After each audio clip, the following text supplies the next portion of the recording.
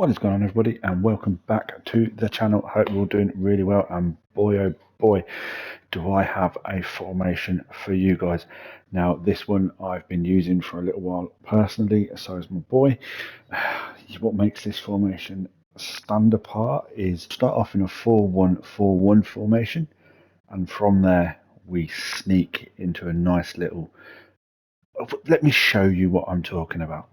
So this is what I'm talking about. It is a 4-1-4-1. You can see we have some pretty nice players. I said I was going to try and Evo Kwambala. I'm still trying to do it. I'm just lacking time at the minute.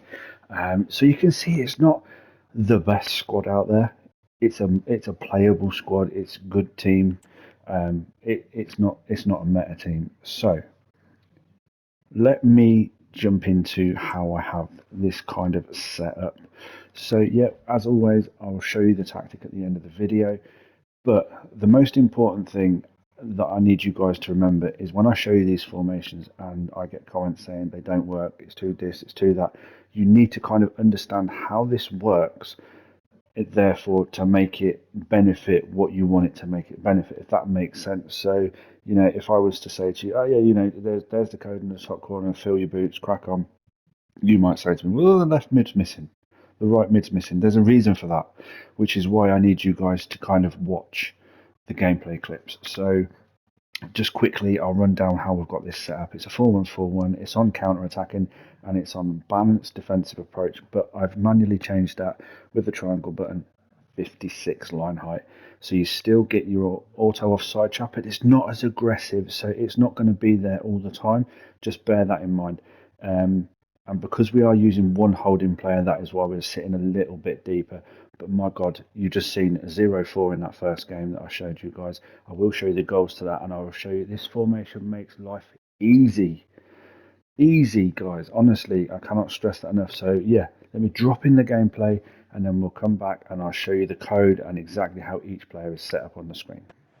So you can see the way I've got this set up in this 4-1-4-1 is pretty nice, especially in midfield. So what I'm going to do, I'm going to pause it there, and you can see my midfield 5, if you like. You can see the LM, the 2 CMs, the RM, and the DM at the in the middle of the screen there.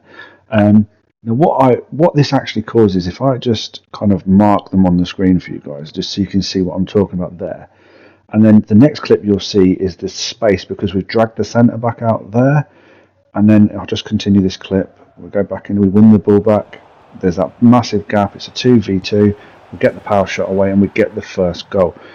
Now the way this is set up, it's set up in such a strange way that the AI, you'll see his AI can't really cope with what we've done.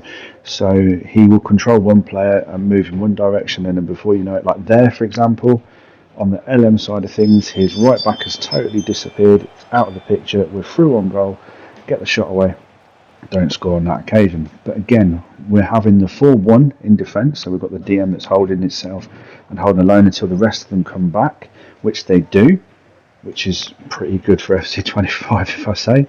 But from here we've got these triangles, and we can create with these triangles, and like I say, because he's thinking of marking the striker, I can just go through on goal, and that's a nice easy goal. Because he's already switched to the wrong player, because he doesn't know which one to pick up, because they're making so many. If you look at the bottom of your screen, you'll see the left back has got his hand in the air asking for the ball, because they're constantly on the move, and this is why this is going to make life so much easier the way this is set up.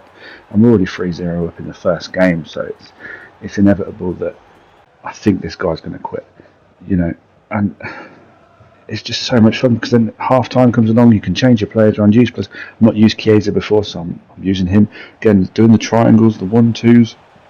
He doesn't know which way to go. His players are out of position again, and boom, we get the 4th goal, and eventually we do get the quit from this guy. And this next game, a bunch of gameplay clips you're going to see, is what we've all experienced during FC25 as well as FC24, where it doesn't matter what you do, you can't stop shipping in goals, you can't stop conceding. It doesn't matter the formation, the player, the setup, the players. We all have these games, and this is the perfect game to kind of showcase what I mean about this formation. So this guy everybody was pacey as hell. So you can see we switched to the more attacking variation, which pushes more people up the pitch because we were basically 2-1 down and needed to get a goal. So that is why we used the tactical focus on that particular one there. And I kept it that way throughout the entire game because it was just easier that way. As I said, keep shipping in goals, so it's now 3-2. And again, I'm not changing the formation, I'm not changing the setup at all, or the players at this point in time. I'm just literally using that tactical focus to either switch it to default defending or attacking. Obviously, I'm going attacking. You can see we've got more players in the box, and we get the goal back 3-3. And it's just one of those typical FC25 games where the pace from my opponent is just destroying me, and there's not a lot I can do about it. Sometimes it works against you, sometimes it works for you, and on this occasion, what a pass that was. On this occasion, yes, he got his 3 goals. 2 of those goals are just, yeah, they're crap. It come from my 2 mistakes. So 2 of his goals were from my passing mistakes, and then the 3rd goal was a penalty that I conceded as well. So effectively, yeah, it was a bit of a weird game, but 5-3, we're cruising at this point. We're in the 80th minute. It's now 5-4 because, as I said, I gave away that penalty. And then from here, this is what I was talking about with the mistakes being made in this game. And then he makes a mistake here with his keeper. We capitalise on it. Son is not going to miss from there, and we get the 6-4. So anyway, let me jump in and show you guys how I have this system set up. So you will see that it doesn't play like a 4-1-4-1 when you're playing in game, guys. When you're playing with the ball is the weird thing that makes this formation stand out. So with the ball, look at that. It's like what should we call that? Should we call that like a flying V in the middle? So 4-1-2-2-1. Is that, should we call it that? I mean, I like the V in the middle. That is really, really good. Means we get our good playmakers in the right positions. You've got your inside forwards that are getting close to the striker. You would have seen that in the gameplay clips. It's a nice diamond. It kind of reminds me. It's effectively it's a diamond formation, but with wingers. And I think it's an amazing formation. I haven't lost since using this formation yet. I probably will now. But honestly, you can see how this is set up. You know, LM set up to inside forward, RM set up to inside forward. My striker advanced. The 2 CMs are going to be your playmakers, both on attack. Obviously, you have your holding player, but your holding player will make runs forward. Just remember that. So you do need a really good one in there, and I do like Zubimendi a lot at the minute. I do have the team of the week Kante. I'm trying him out too. But yeah, I had so much fun with this. Go and give this one a try. Honestly, it makes life easy. It makes scoring goals easy. So definitely go and give this one a try. Hit that like button if you like what you see. Subscribe if you haven't already. And until next time, everybody take care.